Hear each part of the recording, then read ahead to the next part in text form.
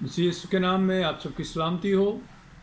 उम्मीद करता हूँ आप सब लोग खैरियत से हैं, खुश हैं और खुदावंद में बहुत ज़्यादा एंजॉय कर रहे हैं। दोस्तों, जैसा कि आप जानते हैं, चंद दिन पहले मैंने एक पोस्ट शेयर की थी पैदाइश 6 बाब और उसकी दूसरी आयत में से कि हम बात करेंगे खुदा के बेटे कौन हैं और बाइबल इसके बारे में क्या बयान करती है। अभी तक बहुत सारे दोस्तों के लिए ये बात एक मौमा है, एक राज है। बहुत सारे अजीज़ दोस्त इसको समझ नहीं पाए या फिर हम शायद इस पर तहकीक नहीं कर पाए, इसको समझ नहीं पाए अच्छी तरह कि बाइबल मुक़द्दस की ये जो आयत है या ये जो पार्ट है बाइबल मुक़द्दस का, इसमें खुदा के बेटे कौन हैं। तो मैं कोशिश करूँगा कि इस पूरी बात को बेहतर तौर से आपको समझा सकूँ या बेहतर तौर से आपके साथ इस बात को बयान कर सकूँ। तो चलते हैं पैदाइश 6 बाब उसकी 2 आयत में जो लिखा है कि खुदा के बेटे कौन हैं। मैं चाहूँगा कि मैं आपके लिए इस हवाला को पढ़ दूँ ताकि आपके लिए आसानी हो।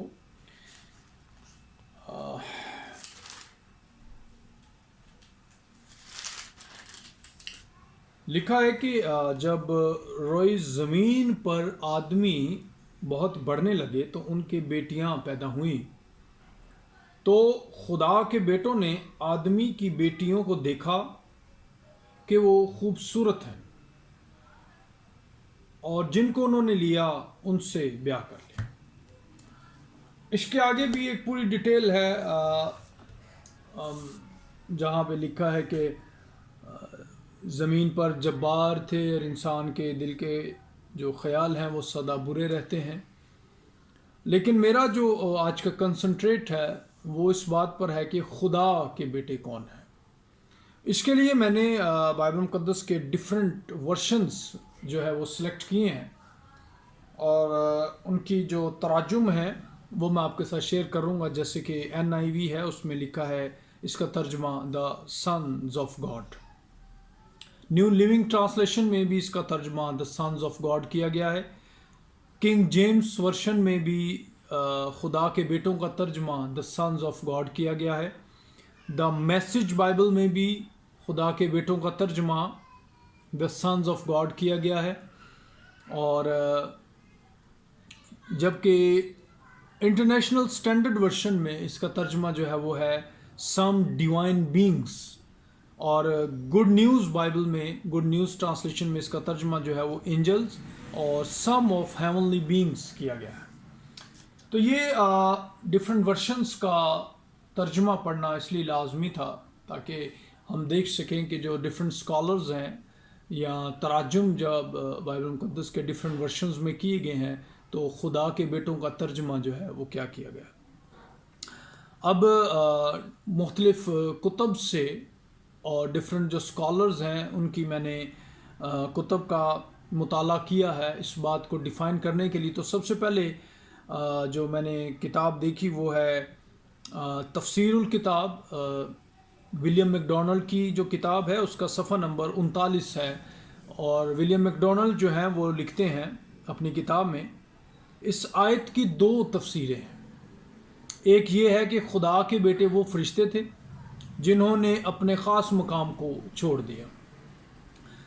उसके लिए उन्होंने जो हवाला लिखा है वो यहूदा का ख़त उसकी 6 आयत है। और फिर वो बयान करते हैं कि ज़मीन पर इन्हीं जो फरिश्ते थे उन्होंने आकर औरतों से शादियां की जो एक किस्म की जिनसी बेज़ाब्तगी थी और ये खुदा की नज़र में मकरूह था, घटिया काम था। इस नज़रिया के खामिए यूँ पहला बाब 6 आयत और दूसरा बाब 1 आयत में खुदा के बेटों का हवाला देते हैं और इनका कहना कि इससे मुराद वो फरिश्ते हैं जो किसी वक्त खुदा की हजूरी में रहा करते थे।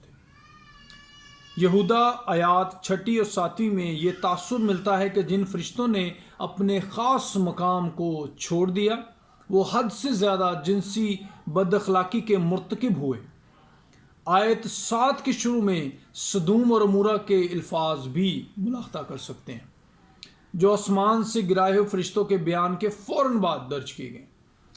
اب ولیم میک ڈونلڈ جو ہیں ایک بے شک ایک بہت اچھے اسکالر اور بائبل مقدس کی تفاسیر میں بہت زیادہ کام انہوں نے کیا ہے، بہت زیادہ تفاسیر جو ہیں انہوں نے لکھی ہیں، تو اس کے لیے انہوں نے بہت زیادہ مطلب بائبل مقدس کی تفاسیر کے اوپر کافی کام جو ہے وہ کیا۔ اسی پیج کا جو نیکسٹ پیج ہے، page number 40، William make Donald کی جو بک ہے تفسیر الکتاب، پیج نمبر 40، اس میں لکھتے ہیں اس نظریے پر سب سے بڑا اعتراض یہ ہے کہ جہاں تک ہم جانتے ہیں جنسی طور پر فرشتوں میں قوت تولید نہیں ہے۔ اس کی تائید میں متی 22 باب 30 آیت پیش کی جاتی ہے جہاں یسوع کہتے ہیں کہ فرشتے بیاہ شادی نہیں کرتے۔ تو ولیم میک ڈونلڈ جو ہے وہ بیان کرتے ہیں کہ در حقیقت اس آیت میں یہ کہا گیا ہے کہ آسمان پر فرشتے بیاہ شادی نہیں کرتے۔ بے شک جب وہ زمین پر تھے تو انہوں نے بیاہ شادیاں کی ہوں گی، لیکن آسمان پر فرشتے بیاہ شادی نہیں کرتے۔ اور پھر وہ بیان کرتے ہیں کہ فرشتے انسانی شکل میں ابراہیم پر ظاہر ہوئے، اور اس کے لیے انہوں نے حوالہ پیش کیا پیدائش 18واں باب اس کی پہلی 5 آیات۔ اور اس حوالے سے یہ بھی ظاہر ہوتا ہے کہ جو فرشتے سدوم اور عمورہ کو گئے ان کے انسانی اعضاء اور انسانی جذبات بھی تھے، کیونکہ جب یہ فرشتے لوط کے گھر میں تھے تو بہت سارے لوگ باہر اکٹھے ہوئے اور انہوں نے کہا کہ اس جو شخص جو مرد تیرے گھر میں آئے ہیں ان کو باہر لے کے آ، ہم ان سے جنسی ملاپ کرنا چاہتے ہیں، ہم ان سے صحبت کرنا چاہتے ہیں۔ تو اٹ مینس کہ وہ فرشتے دیکھنے میں خوبصورت تھے، خوبصورت مرد تھے، اور ان کے پارٹس بھی تھے، جنسی پارٹس تھے ان کے، اور وہ مرد جو باہر اکٹھے ہوئے ان سے صحبت کرنا چاہتے تھے۔ ایک اور بیان انہوں نے کیا ہے، دوسرا نظریہ یہ ہے کہ خدا کے بیٹے سیت کی دیندار نسل سے تھے، جبکہ انسان کی بیٹیاں قائن کی بدکار نسل تھیں۔ باب 4 اور باب 5 میں سیت کی نسل کا تذکرہ ہے۔ اس نظریہ کے مطابق پیدائش 6 باب پہلی 4 آیات میں ان دونوں نسلوں کی مخلوط شادیوں کا بھی بیان ہے۔ آیت 3 اور 4 میں انسان کی بدی کا ذکر ہے۔ دیندار لوگوں کو بھی خدا کے بیٹے کہا گیا ہے۔ آیت استثنا 14 باب اس کی پہلی آیت، زبور 86 اس کی 6 آیت، ہوسیہ پہلا باب 10ویں آیت اور متی 5 باب اس کی 9 آیت۔ اس نظریے میں بھی کئی مشکلات ہیں۔ یہ کیوں کر ممکن تھا کہ سیت کے گھرانے کے تمام مرد دیندار تھے اور قائن کی گھرانے کی ساری عورتیں بے دین تھیں، اور کہیں بھی کوئی ایسا اشارہ نہیں ملتا کہ سیت کا سارا گھرانہ دینداری پر قائم رہا، اور اگر وہ قائم رہے تو انہیں برباد کیوں کیا گیا؟ اور پھر کیوں کر ممکن تھا کہ دیندار مردوں اور بے دین عورتوں کے جنسی ملاپ سے سور میں پیدا ہوں؟ تو یہ جو ساری کمنٹری میں نے آپ کے سامنے پڑھی ہے، یہ ولیم میک ڈونلڈ کی جو کتاب ہے تفسیر الکتاب، اس میں سے میں نے 2 پیجز آپ کے سامنے ریڈ کیے ہیں، اور وہ پیجز بھی پیج نمبر 39 اور پیج نمبر 40۔ تو اگر آپ ولیم میک ڈونلڈ کی تفاسیر پڑھتے ہیں تو آپ یہ حوالے یوز کر کے دونوں پیجز پڑھ سکتے ہیں۔ اس کے بعد جو میں نے سلیکٹ کی ہے وہ مطالعاتی شاید ہے، بائبل مقدس کی مطالعاتی شاید، گرین کلر کی، میں پہلے بھی آپ کو دکھا چکا ہوں، اور اس کا صفحہ نمبر 37 ہے، اور اس میں لکھا ہے کہ خدا کے بیٹوں سے مراد غالباً فرشتے ہیں یا خدا کے آسمانی دربار کی کوئی اور ہستیاں ہیں۔ اور پھر وضاحت کی گئی ہے کہ جبار عبرانی کا لفظ نیفلیم کا ترجمہ ہے، اور نیفلیم کا ترجمہ ہے گرے ہوئے۔ جو بچے ان عورتوں سے پیدا ہوئے جنہوں نے آسمانی ہستیوں سے شادی کی وہ نیفلیم یعنی جبار کہلائے، اور ممکن ہے کہ یہ ان دیو کامت آدمیوں کی مانند تھے جن کا ذکر گنتی 13واں باب 31ویں آیت سے لے کر 33ویں آیت میں، اور استثنا 2 باب 10ویں آیت سے لے کر 11ویں آیت میں، और 9वें बाब की दूसरी आयत में किया गया। ठीक है जी, ये मुतालियाती शायद के भी मैंने जो उन्होंने कमेंट्री की है वो भी मैंने आपके सामने रीड कर दी। तीसरी जो मैंने किताब सेलेक्ट की है वो मैथ्यू हेनरी की कमेंट्री है और उसका सफ़ा नंबर 37 है। मैं चाहूँगा कि वो भी मैं आपके सामने रीड करूँ। खुदा के बेटों यानी मजहब के दावेदारों ने आदमियों की बेटियों से ब्याह कर लिया, यानी उनसे जो नापाक दुनियादार खुदा और दीनदारी से दूर और अजनबी थे। सेत की औलाद अपने आप में ना रही जैसा कि उनको रहना चाहिए था। वो कैन की मरदूद और खारिज नस्ल से घुल मिल गए, जिनको उन्होंने चुना उनसे ब्याह कर लिया। तो ये जो तीसरी कमेंट्री है ये मैथ्यू हेनरी की और तफसीर सफ़ा नंबर 37 है। अगर आप चाहें इसको पढ़ना तो आप उर्दू में भी इसको रीड कर सकते हैं। ये बाइबल सोसाइटी में तफसीरुल किताब के नाम से ये किताब मौजूद है। MIK के पास भी मौजूद है और FGA बुक स्टोर जो है वहाँ पर भी ये किताब मौजूद है, आप पढ़ सकते हैं। चौथी जो किताब मैंने सेलेक्ट की है वो कामूसुल किताब है। आप बखूबी कामूसुल किताब से वाकिफ़ होंगे, शायद आप में से बहुतों के पास आपके पास होगी।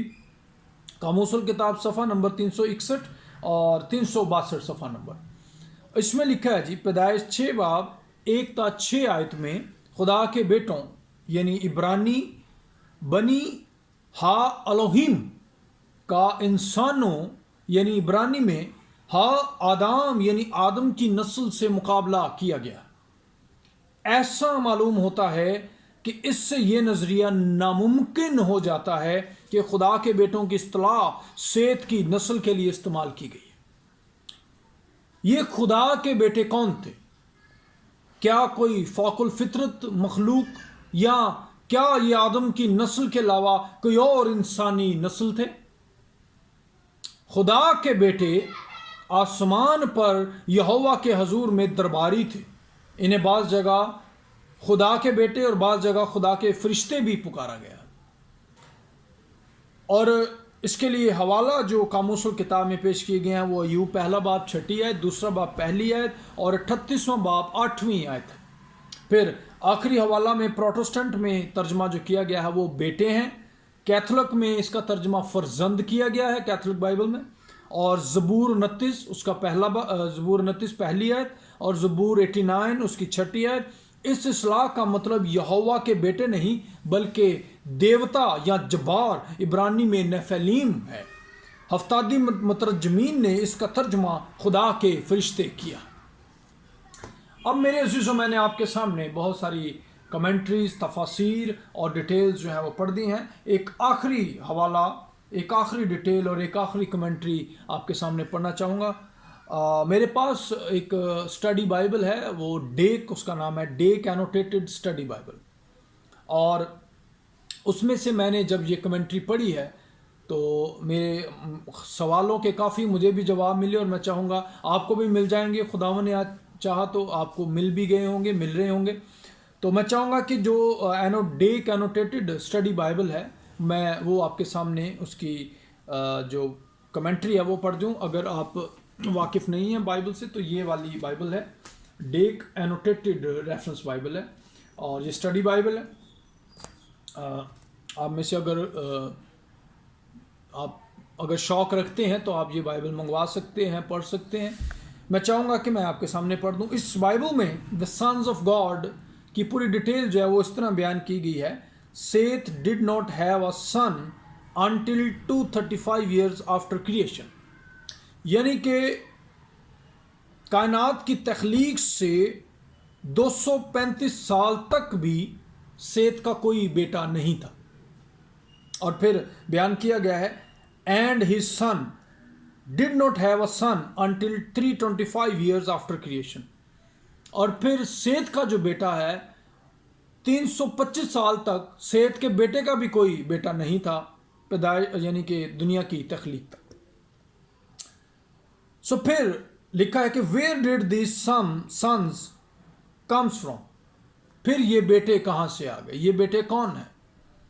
दे could not have been sons of Seth, यानी कि श्योरिटी के साथ बताया गया है कि ये सेत के बेटे तो नहीं हो सकते, या सेत की नस्ल से ये बेटे नहीं हो सकते।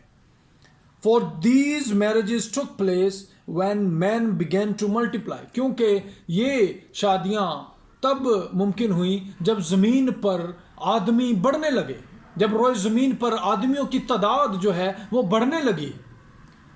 In the very beginning of the race, before Seth had sons of marriageable age, और फिर जब ज़मीन पर रोए ज़मीन पर आदमी बढ़ने लगे हैं तो सेत के बेटे अगर होते भी तो वो शादियों की उम्र के लायक नहीं थे, शादी करने की उम्र के मतलब पहुंचे नहीं थे, उनकी उम्र इतनी नहीं थी कि वो शादी कर सकें।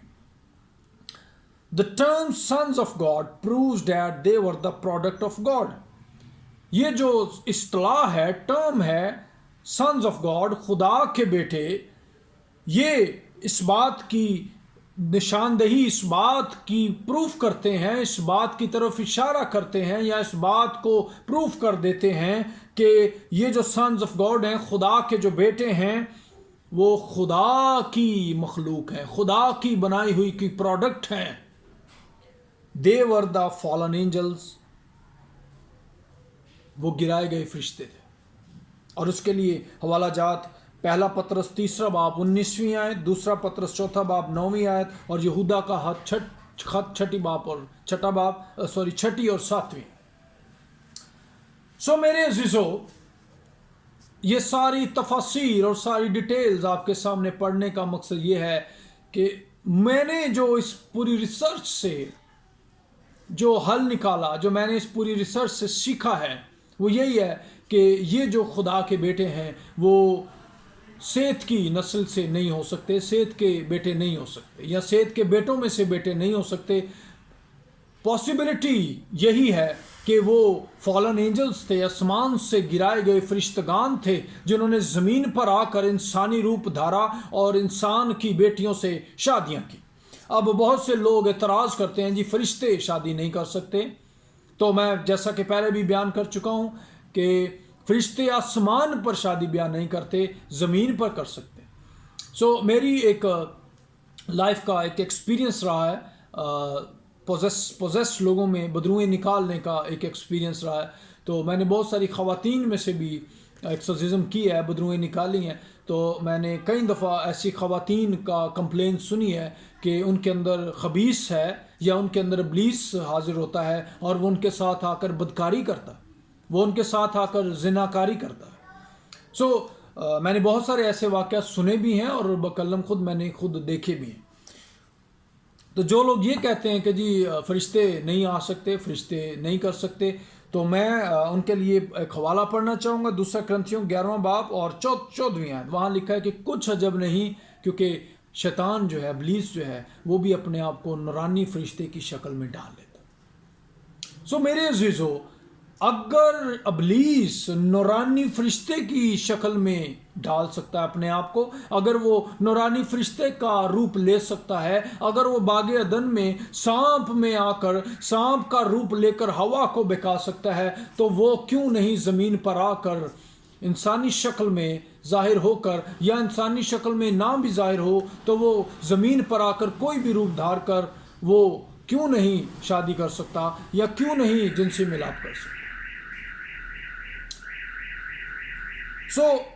बहुत सारी बातें हैं इसके ऊपर, बहुत सारी दलाइल हैं, बहुत सारा टाइम इसके लिए दरकार है। तो मेरा ख्याल है कि जितनी आज बात हो गई है समझने के लिए, अंडरस्टैंड करने के लिए काफ़ी है।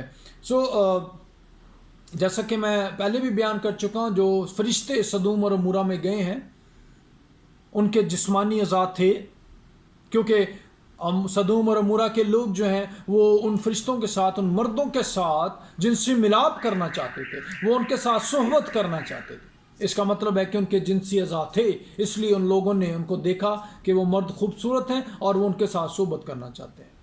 और फिर जो मैंने दूसरा करंथियों 11वां बाब 14वीं आयत का हवाला पेश किया कि जो इब्लीस है, शैतान है, वो कोई भी रूप धार सकता है। अगर वो नूरानी फरिश्ते का रूप धार सकता है तो वो कोई भी रूप जो है वो धार सकता है। इसके लिए अगर आप पढ़ना चाहें तो अय्यूब की किताब पढ़ सकते हैं। जब फरिश्ते खुदा के ज़ूरी में दाखिल हो रहे हैं तो उनके बीच में इब्लीस भी दाखिल हो रहा है, उनके साथ इब्लीस भी खुदा के ज़ूरी में जा रहा है, लेकिन फरिश्ते उसको पहचान नहीं पा रहे क्योंकि शैतान ने नूरानी फरिश्ते का रूप जो है वो धारा हुआ है। और फरिश्ते और इब्लीस जो हैं वो जब खुदा की ज़ूरी में एंटर हुए हैं तो सिर्फ खुदा ने इसको पहचाना है और उसने उससे क्वेश्चन किया है कि तू कहाँ से आ रहा है, तू कहाँ से घूमता फिरता हुआ आ रहा है।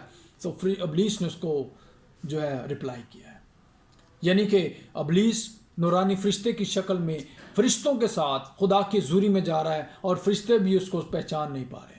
तो जब फरिश्ते उसको पहचान नहीं पा रहे हैं तो हम कैसे उसको पहचान पाते हैं, हम कैसे उसको पहचान सकते हैं। सो मेरे अज़ीज़ों, मेरा ख़याल है कि आज इस सारी बहस का, इस सारी रिसर्च का, इस सारी कमेंट्रीज़ का जो हल है वो आपके सामने मैंने पेश किया है और उम्मीद है कि आप सबको आपके इस सवाल का जवाब मिल गया होगा। नहीं भी मिला तो आप राब्ता कर सकते हैं, हम दोबारा इस पर बात कर सकते हैं, मज़ीद रिसर्च कर सकते हैं, कुछ और बातें कर सकते हैं। खुदावंद आप सबको कसरत से ब्लेस करे। God bless you.